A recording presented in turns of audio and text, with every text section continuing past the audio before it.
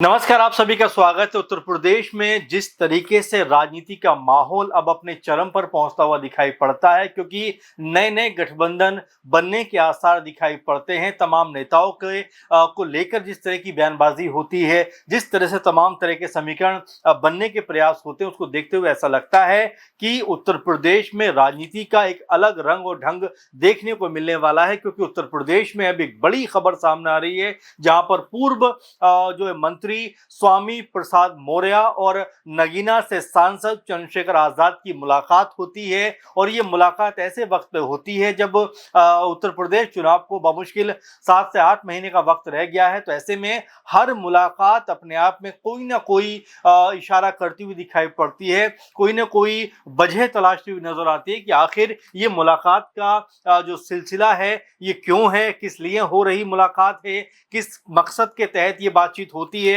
और क्या आने वाले समय में क्या इस मुलाकात के कोई मायने निकलकर सामने आ सकते हैं। क्योंकि चंद्रशेखर आजाद लगातार उत्तर प्रदेश में अपना माहौल बनाने का प्रयास कर रहे हैं। कुछ दिनों पहले बिजनौर समेत मेरठ और तमाम जिलों में वो एक तरीके से यात्रा करते हुए नजर आए थे, जिसका नाम उन्होंने सत्ता परिवर्तन यात्रा दिया था। अब ऐसे में जो चंद्रशेखर आजाद हैं लखनऊ पहुंच जाते हैं। वहां पहुंचकर वो तमाम ऐसे लोगों से मुलाकात करते हैं जो आजाद समाज पार्टी की तरफ से पर्चा भरना चाहते हैं, प्रत्याशी बनना चाहते हैं। और इनका जो खुद कह सकते हैं इंटरव्यू है या साक्षात्कार है या उनसे जो बातचीत है, वो खुद चंद्रशेखर आजाद करते हुए नजर आते हैं। और तमाम इसके पैरामीटर सेट किए गए कि ये क्वालिटी अगर जो भी अपने आप को प्रत्याशी बनाना चाहता है या आवेदन करना चाहता है, उनके अंदर ये क्वालिटी या ये चीज़ें होनी चाहिए, तब उसका जो चयन है वो प्रत्याशी के तौर पर होता हुआ दिखाई पड़ेगा।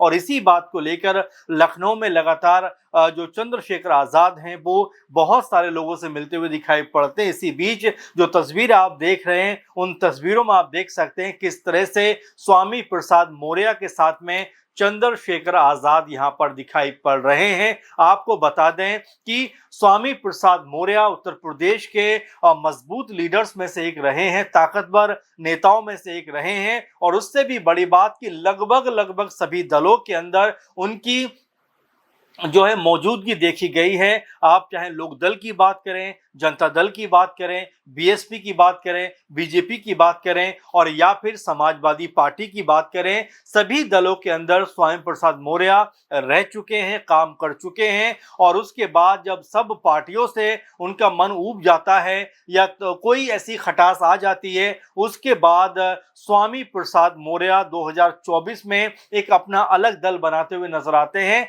जिसका नाम उन्होंने राष्ट्रीय शोषित पार्टी रखा था। और इसी नाम के तहत वो 2024 में चुनाव भी लड़े, लेकिन कोई फायदा होता हुआ दिखाई नहीं पड़ा। उनके पार्टी को कोई भी समर्थन नहीं मिला। और इसी के बाद उन्होंने अब अपनी पार्टी का जो नाम है वो यहाँ पर बदल दिया है। अब उन्होंने अपनी पार्टी का नाम अपनी जनता पार्टी रखा है। लेकिन जैसा कि उत्तर प्रदेश में लगातार माहौल बन रहा है, चुनावी समीकरण कहीं ना कहीं अब यहाँ पर जो है बनते हुए दिखाई पड़ते हैं। तो ऐसे में आजाद की मुलाकात स्वयं प्रसाद मौर्य से होना क्या कोई और मोर्चा बनने की संभावना की तरफ इशारा करता है। क्योंकि एक तो बीजेपी है ही, जहां पर उनके साथ में देखा जाए तो ओपी राजभर हैं, जयंत चौधरी हैं, अनुप्रिया पटेल हैं, यानी एक गठबंधन तो मजबूत है ही। वहीं एक और गठबंधन की बात करें तो वहां पर समाजवादी पार्टी दिखाई पड़ती है, कांग्रेस नजर आती है। इसके अलावा कुछ और दलों की संभावना भी लगातार बन रही है कि क्या वो भी साथ आ सकते हैं। और इसी बीच में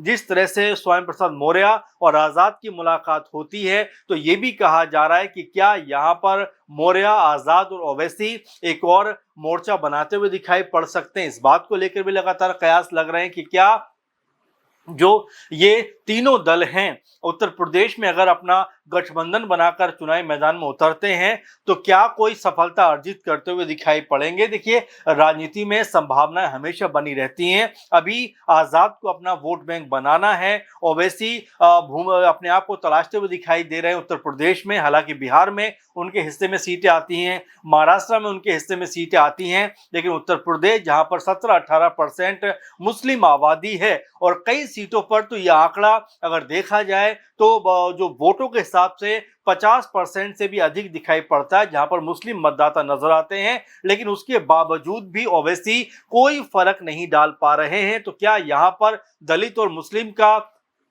जो कॉम्बिनेशन है आजाद वो बनाना चाहते हैं, और क्या स्वामी मौर्य को भी इसमें मिलाकर एक तरीके से जो दलित वोट बैंक है उनको एक मंच पर लेकर आना चाहते हैं? तो ये भी लगातार चर्चा चल रही है कि आजाद जो है क्या उत्तर प्रदेश में एक और गठबंधन बनाते हुए दिखाई पड़ेंगे, क्योंकि खबर तो ये भी थी कि इंडिया गठबंधन में, या ये कहा जाए कि जो समाजवादी पार्टी और कांग्रेस पार्टी का जो गठबंधन उत्तर प्रदेश में है उसमें क्या आजाद की भी एंट्री हो सकती है, क्या ओवैसी की भी एंट्री हो सकती है। लेकिन सपा के रुख को देखकर ऐसा लगता है कि दोनों ही दलों की एंट्री इंडिया गठबंधन में नहीं होगी। हालांकि जो कांग्रेस पार्टी है उनकी तरफ से लगातार जिस तरह से बयानबाजी हो रही है, इमरान मसूद जो सहारनपुर से कांग्रेस पार्टी के सांसद हैं, वो जिस तरह का रुख सामने रख रहे हैं, उससे ऐसा लगता है कि हो सकता है कि आजाद की एंट्री भी आने वाले दिनों में जो है इंडिया गठबंधन में होती हुई दिखाई पड़े। कहा तो ये तक जा रहा है कि आजाद को आगे बढ़ाने के लिए कांग्रेस पार्टी अपनी सीटों में से कुछ सीटें आजाद को दे सकती है। लेकिन समाजवादी पार्टी की तरफ से बिल्कुल भी रुख इस बात को लेकर स्पष्ट नहीं है कि वो आजाद को जो है साथ लेकर चलने के लिए राजी हैं, क्योंकि समाजवादी पार्टी की तरफ से ये भी कहा जाता रहा है कि जिन जिन का उन्होंने सपोर्ट किया है उन सब लोगों ने उनको धोखा दिया है, दगा दिया है। और इसी तरह की बातें लगातार उत्तर प्रदेश में होती हुई दिखाई पड़ती है, जहां पर चंद्रशेखर आजाद जो है अपने आप को तलाशते हुए नजर आते हैं, किसी तरह से किसी गठबंधन में उनको मौका मिल जाए, क्योंकि अभी उनकी पार्टी जो है वोटों के लिहाज से बहुत ताकतवर नहीं है। सेंधमारी करने का प्रयास करते हैं, एक तरीके से वोटर जो दलित है उनको अपनी तरफ लाने का प्रयास करते हैं, क्योंकि दलित वोट बैंक पे एक तरीके से मायावती जी का कब्जा रहा है। बीएसपी का जो है सबसे ज्यादा प्रभाव रहा है। ऐसे में आजाद लगातार इस प्रयास में है कि जो दलित युवा हैं वो कम से कम उनकी तरफ आए, तो उनकी पार्टी को भी यहां पर मजबूती मिलती हुई दिखाई पड़ेगी। 2024 की बात करें तो लोकसभा चुनाव में नगीना से जो आजाद हैं उनकी जीत हुई थी। उसके बाद 27 आते आते एक बड़ा चेहरा आजाद कहने के बनते हुए तो नजर आए हैं। खासकर पश्चिम उत्तर प्रदेश की बात करें तो सहारनपुर हो गया, नगीना है, मेरठ है, यानी पश्चिम उत्तर प्रदेश की कई सीटें हैं। बिजनौर भी इसमें आ सकता है, जहां पर आजाद अपने आप को मजबूत करने का प्रयास कर रहे हैं। ऐसे में अगर ओवैसी साथ आते हैं या फिर यहां स्वामी प्रसाद मौर्य के साथ में गठबंधन होता है, तो क्या कोई मजबूती यहां पर चंद्रशेखर आजाद की पार्टी को मिलती हुई दिखाई पड़ेगी? ये अपने आप में बड़ा सवाल यहां बनता हुआ नजर आता है। और साथ में जिस तरह की संभावना बन रही है कि क्या ओवैसी और आजाद यहां पर एक साथ चल सकते हैं, उसमें मौर्य शामिल हो सकते हैं। और एक और महत्वपूर्ण पार्टी जो लगातार उत्तर प्रदेश में मजबूत रही है, बीएसपी का जिक्र कर लें तो ये भी कहा गया कि ओवैसी की तरफ से ऑफर दिया गया, जो उनके प्रदेश के अध्यक्ष हैं शौकत अली, उन्होंने बीएसपी के साथ गठबंधन करने के लिए हाथ बढ़ाया, लेकिन अब तक कोई जवाब नहीं मिला है। इसी तरह का हाथ कांग्रेस पार्टी की तरफ से भी बढ़ाया गया था बीएसपी के लिए, लेकिन कोई जवाब वहां से भी नहीं मिला है। तो कुल मिला जुला कर देखा जा रहा है कि जो गठबंधन है वो फिलहाल दो ही गठबंधन नजर आते हैं, जिसमें एक तरफ बीजेपी खड़ी है, एक तरफ समाजवादी पार्टी खड़ी है। अब ऐसे में जो छोटे छोटे दल हैं जो थोड़ा बहुत प्रभाव डाल सकते हैं, क्या वो किसी के साथ जाते हुए दिखाई पड़ेंगे? और क्या आजाद जिस तरह से ओपी राजभर भी बयानबाजी कर रहे हैं और जिस तरह स्वामी प्रसाद मौर्य के संपर्क में वो आए हैं, तो क्या यहाँ पर कोई गठबंधन बनता हुआ नजर आ सकता है? ओपी राजभर जिस तरह की लगातार बयानबाजी कर रहे हैं, जिस तरह से बड़बोलापन दिखा रहे हैं और जिस तरह से 30 से 40 सीटों की बात कर रहे हैं, अगर वो भी अपने मंसूबों में कामयाब नहीं हो पाए तो क्या वो भी अलग राह तलाशते हुए दिखाई पड़ेंगे? तो इस तरह की संभावनाएं लगातार उत्तर प्रदेश में बनती हुई दिखाई पड़ती हैं। अब यहाँ पर स्वामी प्रसाद मौर्य और चंद्रशेखर आजाद की मुलाकात कितनी मजबूत आधार लेती हुई दिखाई पड़ती है,